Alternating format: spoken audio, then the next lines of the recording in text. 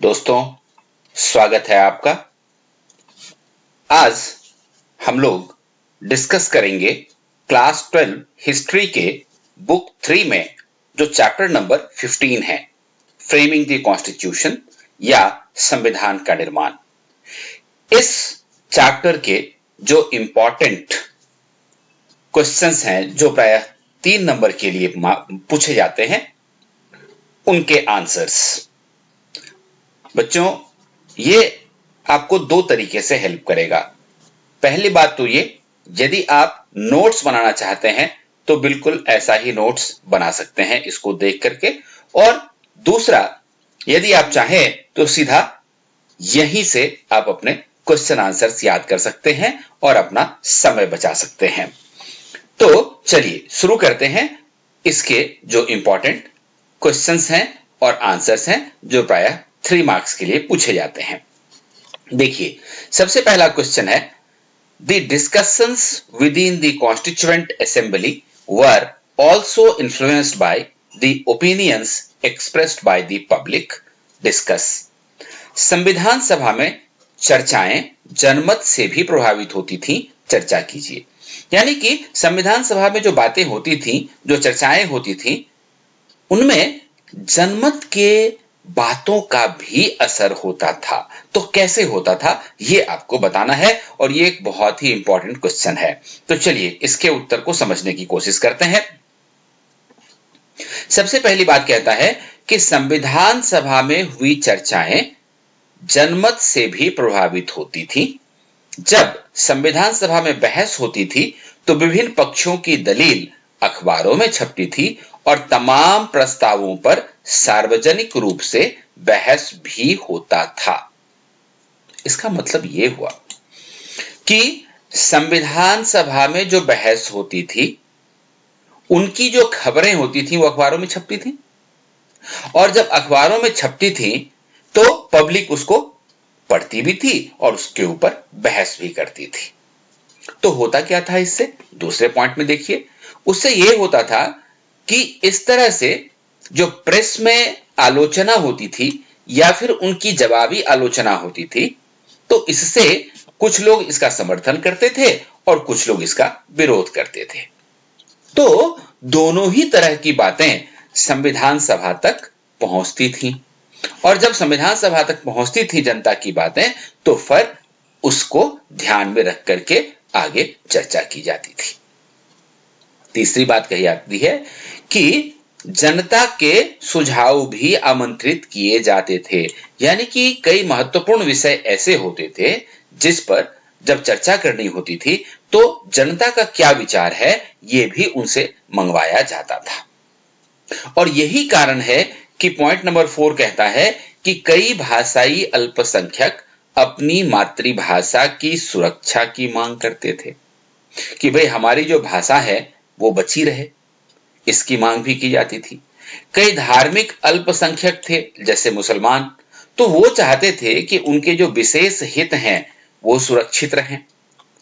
और जो इस देश की दलित जाति थी, वह चाहती थी कि सरकारी सेवाओं में उन्हें आरक्षण मिले ताकि उनका शोषण ना हो सके। और ऐसे ही दूसरे सामाजिक संस्थाएं थीं और दूसरे समुदाय के लोग ऐसे थे जो अपने सांस्कृतिक अधिकारों की रक्षा करना चाहते थे। कुछ लोग सामाजिक न्याय की लड़ाई लड़ रहे थे। तो इन सारी मुद्दों पर संविधान सभा में चर्चा हुआ करती थी। तो देखो बच्चों, यहां आपने ये 6 पॉइंट देखे, आप कोई भी 3 पॉइंट इसमें से लिख सकते हैं और आप आंसर पूरा हो जाएगा। चलिए आगे बढ़ते हैं और क्वेश्चन नंबर 2 देखते हैं। क्वेश्चन नंबर 2 क्या कहता है, देखिए, the constituent assembly was expected to express the aspirations of those who had participated in the movement for independence. Give examples in favor of the statement. संविधान सभा उन लोगों की आकांक्षाओं की अभिव्यक्ति का साधन मानी जा रही थी जिन्होंने स्वतंत्रता के आंदोलनों में भाग लिया था। इस कथन के पक्ष में उदाहरण दीजिए। इस प्रश्न का अर्थ क्या है? इस प्रश्न का अर्थ यह है कि जो लोग स्वाधीनता आंदोलन में भाग ले रहे थे वह देश की आजादी तो चाहते ही थे, साथ ही वो ये भी चाहते थे कि समाज के अंदर भी सुधार हो, धर्म के अंदर भी सुधार हो, आर्थिक सुधार भी होने चाहिए। तो उसके एग्जाम्पल्स आपको इस प्रश्न के उत्तर में बताना है। तो देखिए, पहला उत्तर है कि लोकतंत्र, समानता और न्याय जैसे आदर्श 19वीं सदी से भारत में सामाजिक संघर्षों से जुड़ चुके थे। यानी कि हमारे देश में लोकतंत्र की स्थापना हो, समाज में समानता हो और सबको न्याय मिले। ये तो सामाजिक संघर्ष का एक मेन मुद्दा था ही था। दूसरी बात यह हुई कि बहुत सारे समाज सुधारक ऐसे हुए जिन्होंने हमारे समाज में कई जो बुराइयां थी उनको खत्म करने के लिए काम किया। जैसे बाल विवाह, आपको भी अगर पूछा जाए कि बाल विवाह उचित या अनुचित है तो निश्चित रूप से हम इसको अनुचित मानते हैं, तो बाल विवाह का विरोध तब भी किया गया। ऐसे ही विधवाओं का पुनर्विवाह होना चाहिए कि नहीं होना चाहिए, तो इसका समर्थन किया गया। तो जो लोग स्वाधीनता आंदोलन में भाग ले रहे थे वो समाज से इन बुराइयों का भी अंत करना चाह रहे थे। जैसे अब कुछ एग्जाम्पल देखिए आप पॉइंट नंबर 3 में, जब विवेकानंद ने हिंदू धर्म में सुधार के लिए मुहिम चलाई तो वह धर्मों को और न्याय संगत बनाने का प्रयास कर रहे थे। यानी कि हिंदू धर्म के अंदर जो बुराइयां थी, जो कमियां आ गई थी, उनको दूर किया जाए और यह धर्म और भी ज्यादा न्याय संगत बने, इसके लिए प्रयास हो रहा था।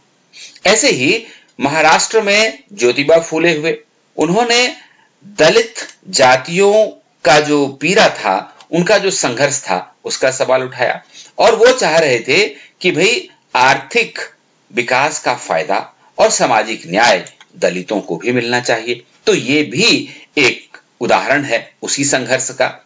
और एक महत्वपूर्ण बात ये कि एक दमनकारी और अवैध सरकार के खिलाफ, तो ये दमनकारी और अवैध सरकार किसकी थी? अंग्रेजों की थी। तो उनके खिलाफ राष्ट्रीय आंदोलन निश्चित रूप से लोकतंत्र और न्याय का, नागरिकों के अधिकारों का और समानता का भी संघर्ष था। तो बेटे देखिए, यहां आपको 5 पॉइंट मिले, कोई भी 3 पॉइंट आप लिख दीजिए जो आपको अच्छी तरह याद हो और आपको पूरे 3 नंबर मिल जाएंगे। आगे बढ़ने से पहले मैं आप लोगों को याद दिला दूं कि आप डिस्क्रिप्शन बॉक्स से जैसे ही टेलीग्राम ग्रुप का लिंक देखेंगे वहां से आप जुड़ जाइए टेलीग्राम ग्रुप में। वहां आपको हिस्ट्री और पॉलिटिकल साइंस और अंग्रेजी के भी काफी सारे नोट्स मिलेंगे और दूसरे स्टडी मटेरियल मिलेंगे, जिससे कि आपको अपनी तैयारी अच्छी करने में काफी मदद मिल जाएगी। चलिए क्वेश्चन नंबर 3 देख लेते हैं। According to NG Ranga, who were real minorities? NG Ranga के अनुसार भारत में कौन असली अल्पसंख्यक थे? आपको पता है आजकल अल्पसंख्यक की जो परिभाषा है वो ये है कि जिनकी जनसंख्या कम है। तो मेजॉरिटी में यहां हिंदू हैं, 80% से ज्यादा उनकी जनसंख्या है, तो वो बहुसंख्यक हो गए। और उनसे कम जनसंख्या मुसलमानों की है और दूसरे धर्म के लोगों की है, तो वो अल्पसंख्यक हैं। लेकिन एनजी रंगा जो संविधान सभा के सदस्य थे, वो कहते थे कि ये जो परिभाषा है कि अल्पसंख्यक कौन होगा वो जनसंख्या के आधार पर होगा, तो वो इसको गलत मानते थे। वो कहते थे कि देखिए, ये जो अल्पसंख्यक शब्द है ना, इसकी व्याख्या आर्थिक स्तर पे होनी चाहिए, यानी कि जाति या धर्म के आधार पर नहीं। क्योंकि आप किसी भी जाति में जाएं तो वहां पर में आप देखेंगे गरीब लोग हैं, दबे हुए लोग हैं, कुचले हुए लोग हैं, जिनको की मदद की जरूरत है, जिनको शिक्षा की जरूरत है, जो पिछड़े हुए हैं। ये तो हर जाति हर धर्म में ऐसे लोग माने जाते हैं।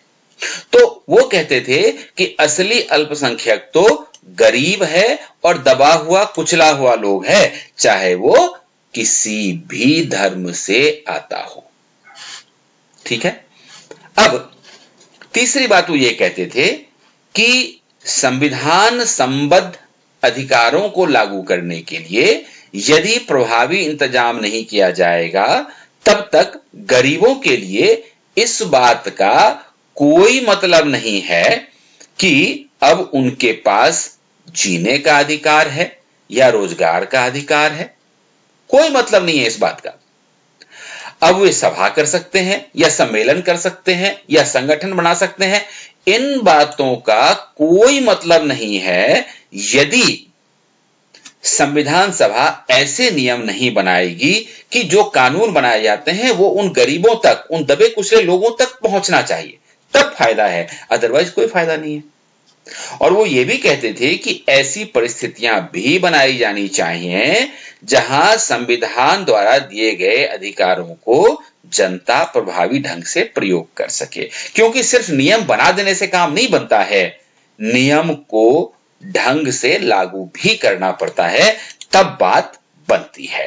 तो एनजी रंगा के अनुसार अल्पसंख्यक असली मायने में कौन थे? गरीब लोग थे, जो आर्थिक रूप से कमजोर थे, शैक्षणिक रूप से कमजोर थे, जिनको अपने अधिकारों का पता ही नहीं था। तो ये इसका असली उत्तर है। 4 पॉइंट है, 3 से 4 पॉइंट आप लिख दीजिए, आपको पूरे नंबर मिल जाएंगे। आइए क्वेश्चन नंबर 4 देख लेते हैं।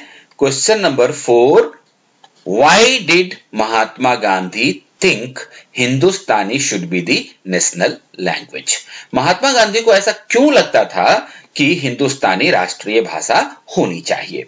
तो देखिए, सबसे पहली बात तो ये कि महात्मा गांधी मानते थे कि हमें ऐसी भाषा बोलनी चाहिए जिसे सभी लोग आसानी से समझ सकें। पहली बात तो ये हो गई। दूसरी बात यह कि वो कहते थे कि हिंदुस्तानी भाषा जो कि हिंदू और उर्दू के मेल से बनी थी, यानी कि हिंदुस्तानी में हिंदी भाषा और उर्दू दोनों ही शब्दों का मेल था, ये भारत में बहुत बड़ी जनसंख्या बोल सकती थी और समझ सकती थी। साथ ही ये अलग अलग संस्कृति, देखिए हिंदुओं की संस्कृति अलग थी, मुसलमानों की संस्कृति अलग थी। हिंदू हिंदी बोलते थे, मुसलमान उर्दू बोलते थे, और ये अलग अलग संस्कृतियों के आदान प्रदान से हिंदुस्तानी काफी समृद्ध भाषा बनी थी। जैसे जैसे समय बीतता गया, नए नए शब्द इसमें जुड़ते चले गए, नए नए अर्थ इसमें जुड़ते चले गए, तो हिंदुस्तानी एक समृद्ध भाषा हो गई और विभिन्न क्षेत्रों में, भारत के विभिन्न क्षेत्रों में बहुत सारे लोग इसको समझने लगे। तो गांधी जी को यह लगता था कि भाषा ऐसी हो जो अलग अलग समुदायों के बीच संचार की आदर्श भाषा सिद्ध हो, यानी कि जो सब लोग बोल सकें, समझ सकें और एक दूसरे के साथ आसानी से संबंध स्थापित कर सकें। और साथ ही भाषा ऐसी होनी चाहिए जो हिंदुओं को मुसलमानों के साथ जोड़े और उत्तर भारत के लोगों को दक्षिण भारत के साथ जोड़ करके एक कर दे। तो ऐसी जो भाषा हो तो उसे हम कहेंगे कि ये असली भाषा है। इसीलिए वो चाहते थे कि हिंदुस्तानी जो हिंदी और उर्दू के मेल से बनी थी उसे ही राष्ट्रीय भाषा होनी चाहिए। हालांकि इस बात में उनको सफलता नहीं मिली। बेटे, आगे बढ़ने से पहले मैं आपको बता दूं कि हम आपके लिए मेहनत करते हैं, आपको इस बात का फायदा होता है। तो यह चैनल अगर आपने अब तक सब्सक्राइब नहीं किया है तो कर लीजिए, अपने दोस्तों के साथ शेयर भी कर दीजिए, और अगर वीडियो आपको पसंद आती है तो लाइक करते हुए भी चलिए और एक कमेंट करते हुए भी चलिए कि आपको अच्छा लगा।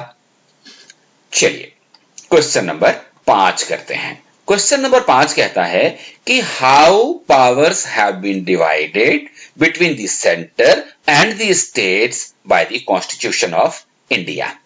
भारतीय संविधान के द्वारा केंद्र और राज्यों के बीच शक्तियों के बंटवारे की क्या व्यवस्था की गई है? तो देखिए, केंद्र और राज्य के बीच शक्तियों का बंटवारा हो, इसके लिए 3 सूचियां संविधान में बनाई गई हैं, और ये सूचियां हैं केंद्र सूची, राज्य सूची और समवर्ती सूची। केंद्रीय सूची में जो विषय आते हैं उस पर सिर्फ केंद्र सरकार का कानून बनता है।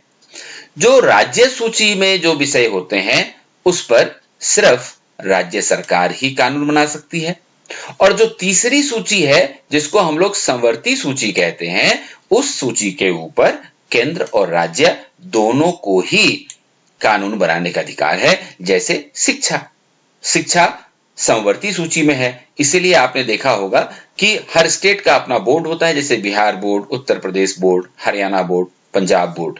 और वहीं पर में आप देखेंगे कि केंद्र सरकार की ओर से सीबीएसई भी बना हुआ है, आईसीएसई भी बना हुआ है, तो शिक्षा एक ऐसा विषय है जिस पर केंद्र सरकार भी कानून बना सकती है और राज्य सरकार भी कानून बना सकती है। चौथा पॉइंट कहता है कि खनिज पदार्थों तथा अन्य प्रमुख उद्योगों पर केंद्र सरकार को नियंत्रण दिया गया। यानी कि जिस भारत देश के अंदर जहां जहां भी खनिज पदार्थ हैं और कुछ अन्य प्रमुख जैसे कोयला उद्योग है, लोहा उद्योग है, तो इन सबको केंद्र सरकार के अधीन रखा गया। और भारतीय संविधान में एक अनुच्छेद है, अनुच्छेद 356।